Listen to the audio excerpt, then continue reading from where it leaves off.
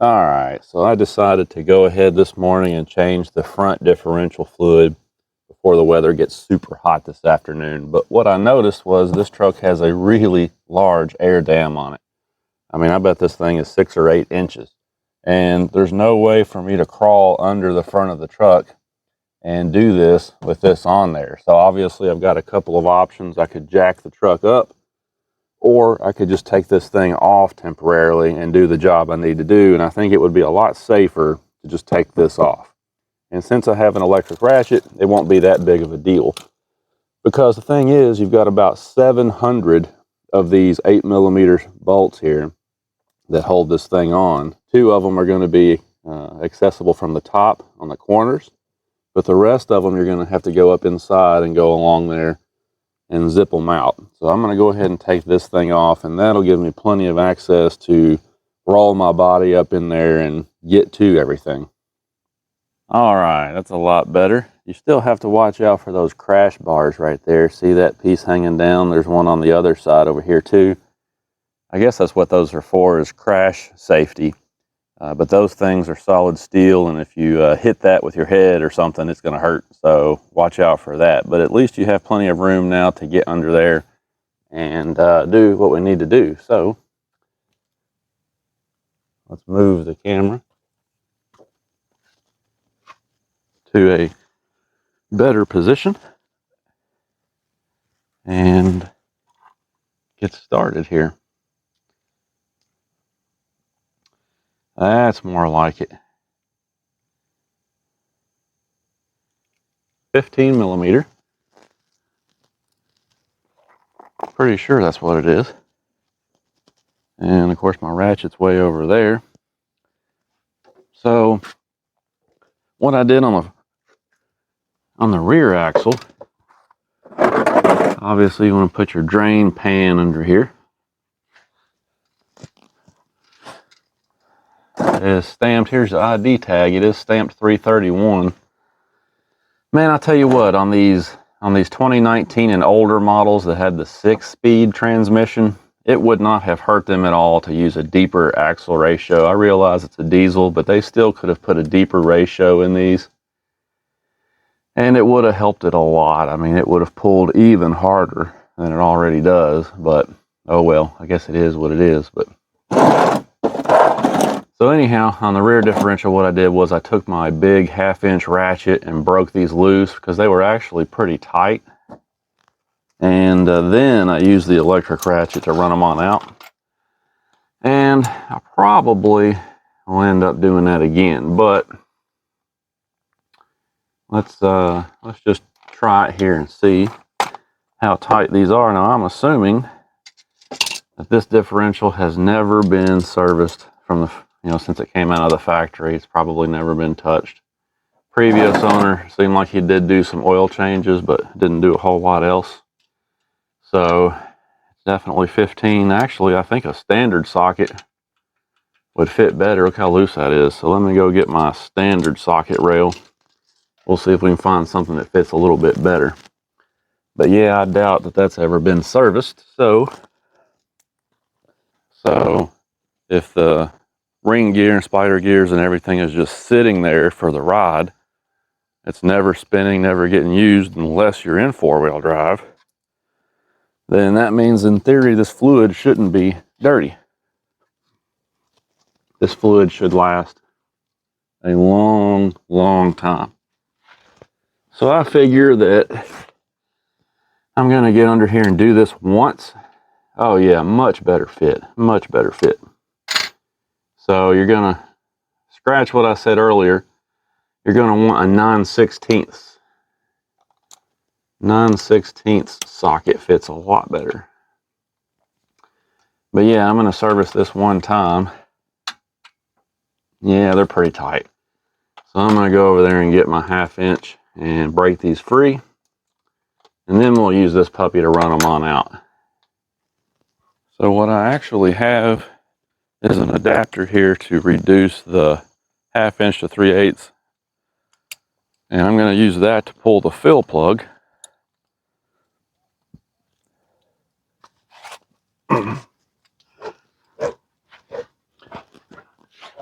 So going to pull this fill plug first, like I was telling you the other day.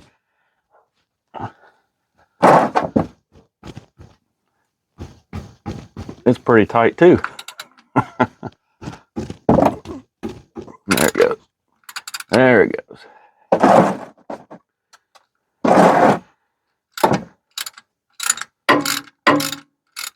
Always go ahead and pull that fill plug out of here first. That way you know that you can put fluid back in it when you're done and you won't be stranded. Okay. And this one, I don't know if that's magnetic or not, but totally clean. Just for kicks and giggles, I'm going to put my finger right here. See where the level is. Yeah. And honestly, that fluid looks pretty good, which is what I expected. So anyway, like I said, this is a job that I am probably going to do one time because it just doesn't get used. The only time this ever even spins is when you're in four-wheel drive. So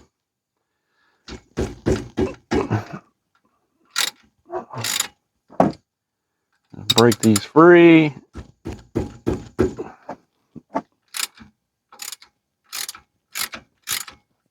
Dang, they're pretty tight. They're fighting me pretty good, actually. So even with this big 1/2 inch ratchet, they're fighting me pretty good. So you're going to want some big tools when you do this job. Good grief. I'm going to have to go get a hammer to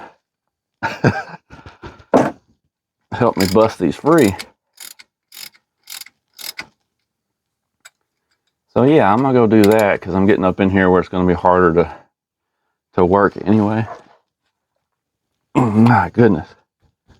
I've never seen differential inspection cover bolts that are that tight from the factory. That's crazy.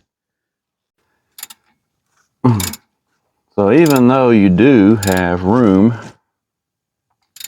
to work in here, it's still a little bit tight. And honestly, this bracket here for the, looks like that's for the track bar. The track bar bracket's actually in the way of my ratchet, so I can't get to that top one. So I'm going to have to try and use an extension to slide through here on that one. So yeah, this is already proving to be considerably more difficult than the rear. For one thing, I'm kind of surprised at how much torque they put on these little bolts here. But it's also just a little bit tighter. I mean, there's room to work, but I've seen a lot worse. But I've also seen a lot better.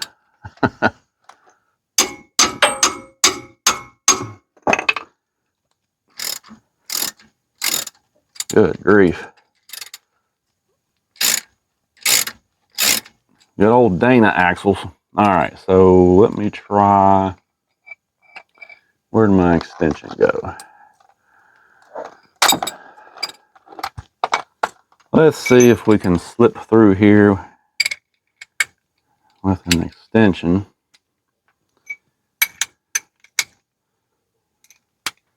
And reach this one up here. Yeah, looks like it. Looks like that's going to be the only way to do it. Gosh, that's tight though. There's no reason for that.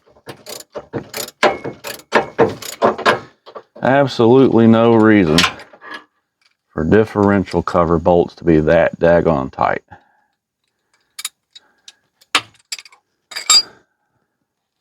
They ought to be ashamed. All right. I think we're finally ready to run these out of here though.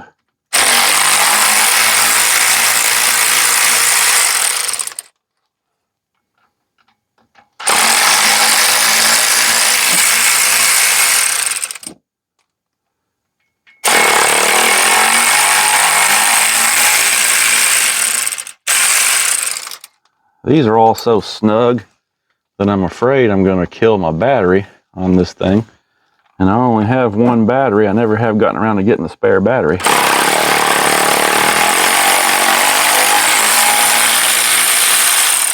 But it's just about all this little electric ratchet wants.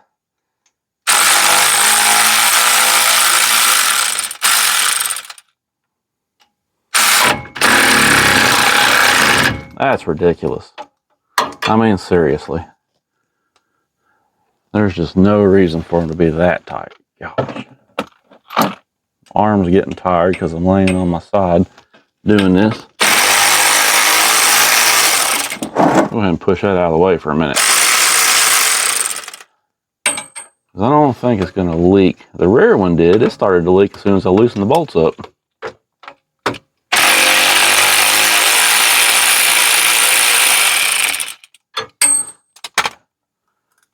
Be sure to put that plate back on there when I'm done. Man, I don't know about this. I may have to. This is fun. Lots of fun.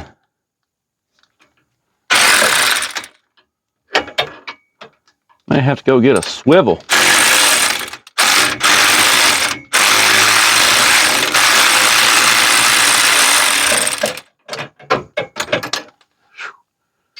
All right, see if I can get this one.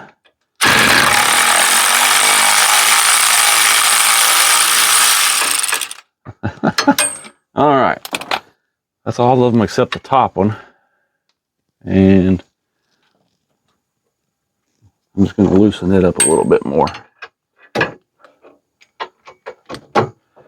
So if you've got access to a rack, which we do, but I didn't think this job would be worth fooling with it.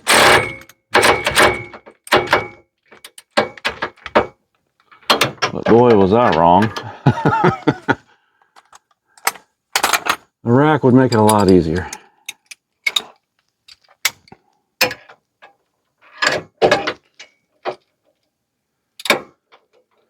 But that's the cool thing about doing this in real time, is so that you can see at home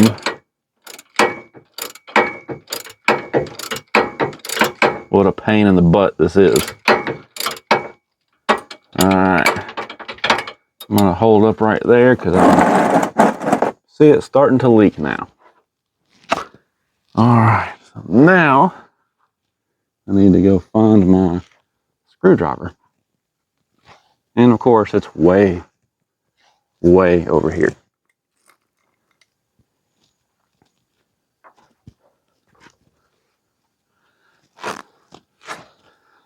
Oh goodness. So this one, a little bit tighter.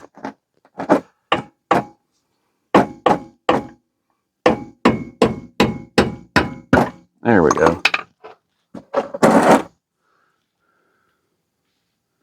Yeah, I don't know if the camera is picking that up or not. I need to come over here and show you. This fluid is still very honey colored and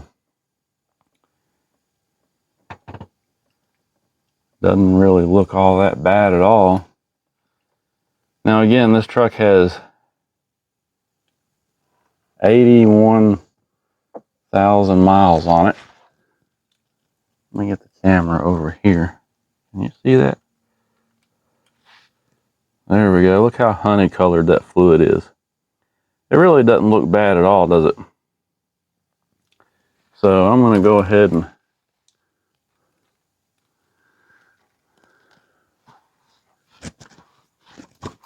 make sure I got this where you can see what's going on. I'm going to go ahead and pull the inspection cover the rest of the way off. Let it drain on out first. Went to town last night and got some more fluid. It's hard to find fluid. I don't know what's going on. It seems like everybody's buying axle fluid right now for some reason.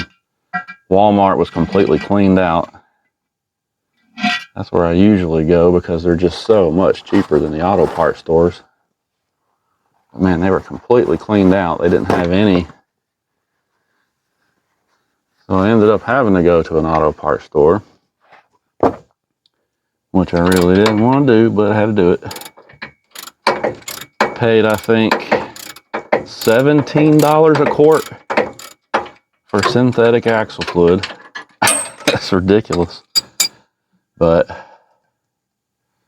like I said, this job, I mean, you can see at 81,000 miles how clean that fluid is.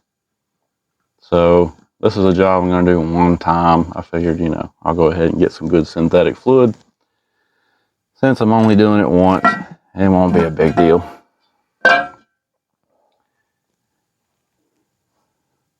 Dana never did like to put drain plugs on their axles for some reason. I never did understand that. It's the same way on the Jeeps. None of them ever had drain plugs. I think some of the later model Jeeps, like I think that Gladiator that I had, I think it actually had a drain plug on the axle, which was rare for Dana, but I'm glad they did it.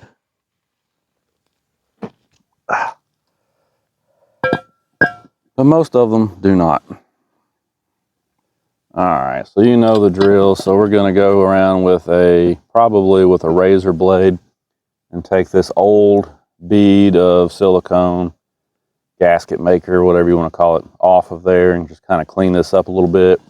And then I'll probably wipe the inside of the cover out, get all that sludge and stuff out of there.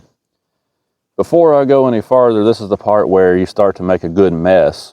So I'm going to go put some rubber gloves on, kind of keep some of this stuff off my hands also at this point. But yeah, that's the next step, is just cleaning this cover up. And then we will go inside the differential, take some of these blue towels and wipe the bottom out. Sometimes there's a magnet in the bottom of the differential case, so it's good to clean that magnet off. Just kind of wipe the excess fluid out of the bottom of the case there. And then we can start putting our new gasket maker on and bolt this thing back up. You get that inspection cover off. Like I said, we're going to clean it up, and we're going to wait until we're ready to throw it on, obviously, to put the new bead of gasket maker on there. But once you get that off, it's a great opportunity to take some of these blue shop rags and just go in here and clean out the bottom of the differential case, because that's where all the nastiness is going to accumulate. And like I said, sometimes these Dana axles have a magnet in the bottom, so you can go in there and clean that up too. It's not totally clean. I mean, the fluid looked good, but there's a little bit of sludge down in here. So it's just part of it. And this also gives you the opportunity to look at everything. You know, you can physically look at your ring gear and your pinion gear back there, spider gears, just kind of check your bearings and everything.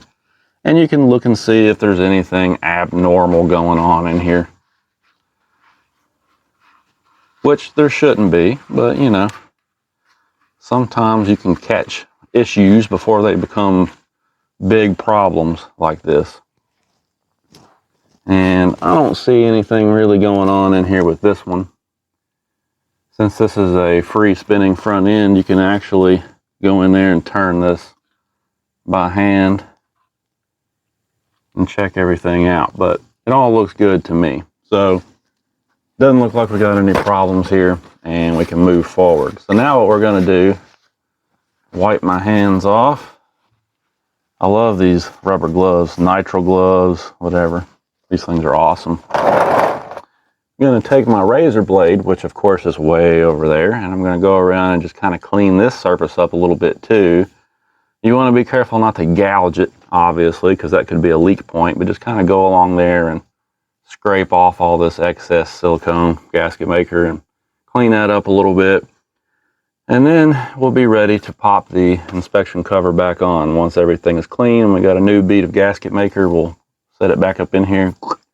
And we'll talk about that a little bit, because apparently I've been doing this part wrong. Even though it works great, I've been doing it wrong according to the directions for decades. So we'll get to that in just a minute.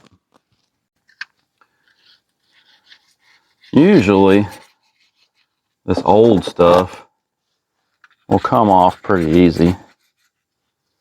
In some cases, most of it will actually stick to the inspection cover rather than the differential case here. But I'm just going to go around here real quick and clean this up. Shouldn't take too long. If you have a Dremel tool and you know what you're doing with it, you can be real careful. You can go around these with a Dremel tool, and there's a certain kind of attachment you can get for those that'll just kind of polish this down a little bit. Again, you got to be careful because you don't want to cause any alteration to the mating surface here, but if you just go around real gently and clean this up, it can make it a lot faster than doing it by hand like this.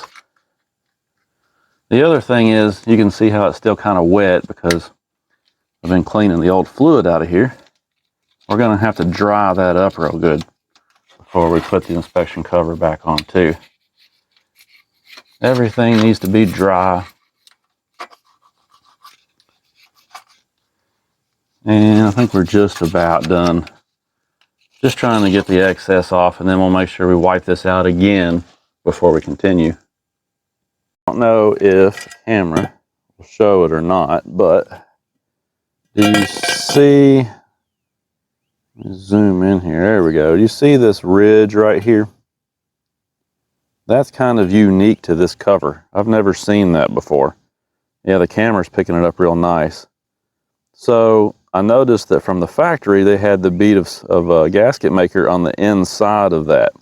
Obviously, this sticks up a little higher, so they put the gasket maker on the inside of that, I guess, to give it a better seal. So we will try to do that. And actually, I usually go all the way over these things, but we're going to make sure to get some in there. So let's try that, and then we'll slap this thing on. So you can see that I have a fresh bead of gasket maker on here. Now, here's where the instructions say that I went wrong. So it says to put this gasket maker on here like this, put the inspection cover on, and just put the bolts in finger tight. And then leave it like that for an hour and a half. That's what it says to do. But I have always put it on there and tightened it down and then go ahead and return it to service.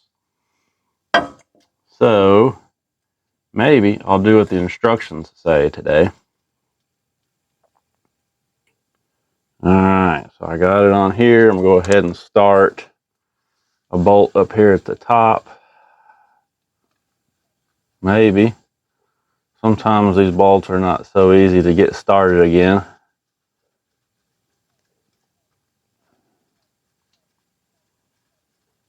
I think it's going.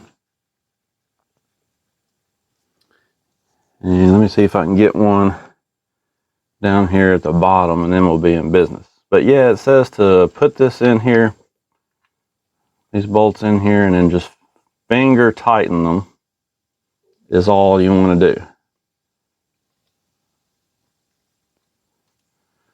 Just to where you can see it starting to squish out like that. And then wait an hour and a half and then come back and tighten it on down.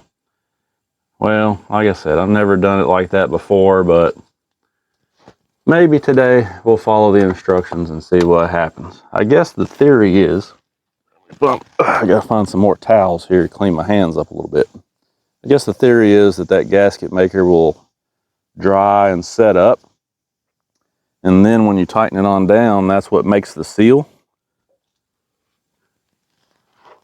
I guess that's kind of what they're shooting for. I don't know, but like I said, I've never had any trouble at all doing it the other way.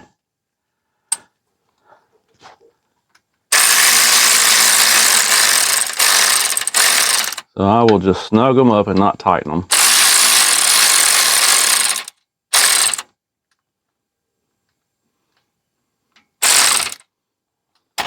Just to where they get squishy like the instructions say. And then we'll come back in an hour and a half. Whoa, went a little too far on that one, but it'll be all right. And we'll start filling this thing up. Now, since you have your tie rod and your track bar kind of right here in the way, I'll show you what I found that works really good for refilling these axles. So if you've got a differential inspection cover that's in kind of a hard to reach spot and you can't really get a traditional bottle in there, I'm not sponsored by Valvoline. I bought this with my own money, but I found that Walmart has these, and probably some other places too, have these Valvoline gear oil pouches. Look at that. It's a pouch. And so it's real flexible, and this allows you to get into the really hard to reach spots. And you can squeeze this. You can actually roll it up like a toothpaste tube and get all of the fluid out of there so you don't waste any. And this makes it super, super easy to do in a tight spot like that where you've got a couple of other hardware components in your way. You know, on the rear axle, the normal bottles worked great because you got all kinds of space, but sometimes you don't even have that much space on a rear axle. So anyhow, if you have a tight spot like we've got on the front of this Super Duty, get you one of these gear oil pouches. These things are awesome. And even if you have a different brand of fluid that you want to use, you can empty this pouch out and use the pouch to put your fluid in there. Now, obviously, if you got a hand pump or something, you can do that too. But I just wanted to show you that. I found these at Walmart. Again, like I said, I'm not sponsored by Valvoline or anything, but the pouch idea is super awesome. I don't know why somebody didn't do this years ago. Feels good to have that job done and out of the way. So at this point, what have I done so far catching up on maintenance on this truck? We changed the cabin air filter, and it was disgusting, by the way. I showed a picture of that in the fuel filter video. Did both of the fuel filters, rear differential fluid, front differential fluid. The dealership did the engine oil and engine oil filter for me right before I took delivery of the truck. So basically, and we went in there in the front half shafts and greased those U-joints also. So all of the maintenance has been caught up on this truck now, with the exception of the transfer case and the transmission. Now, both of those, the T-case and the transmission, they both use the same fluid, the Mercon LV. And I've only got 1 quart, so I'm going to have to get a lot more. Now, what I noticed was this truck on the transmission does not have a drain plug. This transmission did have a drain bolt on the transmission pan for a lot of years, but apparently right before the 2018 model year, this one's a 19, but sometime around 17 or 18, they decided for whatever reason to get rid of that. So probably what I will do is when I get ready to do the transmission, I will put a drain plug in the pan, or perhaps get another pan to put on it, because I would like to be able to just drain the fluid. Obviously, it's got a real dipstick, so it's easy to fill. So if you could drain it, you could do drain and fills on the transmission, you know, at certain intervals very easily. So I may do that, but I got to get some more Mercon LV before I do it. And like I said, at this point, that's all that's left is the transfer case and the transmission. At 81,000 miles, you know, the owner's manual, I think, says you can go beyond 100,000, but I don't want to do that. You know, this truck, I don't know the history on it. I don't know what it's been used for. Obviously, the bed has been used heavily. It's got airbags on it, so maybe they used it to do a lot of towing. I don't know. So I'm going to go by the severe service schedule in the manual, which obviously specifies closer intervals for your fluids. So I'm just going to do that. It's the best bet. Like I said, fluid is cheap compared to hardware, right? But it feels good, you know, to have some of this stuff done. You know, you get a little bit of a feeling of accomplishment and pride when you do your own work and service at home. And like I said, now I know what has been done and how it's been done. Whereas if you take it somewhere, I hate to say it, but sometimes you just can't trust shops. You can't trust other people to work on your stuff like you used to be able to. It's kind of a shame, but you know, a lot of this maintenance is pretty easy to do at home if you've got the right tools. So I recommend that you try to get in there and do it. So there's another task I can check off the list. And like I said, the front differential, I figure I probably will never do it again. 80,000 miles and the fluid looked pretty much new because that differential just sits there. You know, it only spins when you're in four-wheel drive. And let's be honest, most of us, how often are we in four-wheel drive? Not very often, right? So most of the time that differential is just sitting there, it's not spinning. So the fluid should be good for a long, long time. So I probably won't ever even fool with it again. And we'll just do the other stuff periodically. But I'm going to start cleaning some of these tools up, and I guess that's all I'm going to do on the truck for now. The rear differential, by the way, was very similar to what we did on the front. It's actually a little easier, but same process. So there you go. Have a good one, guys. Enjoy your weekend, and we'll talk to you later.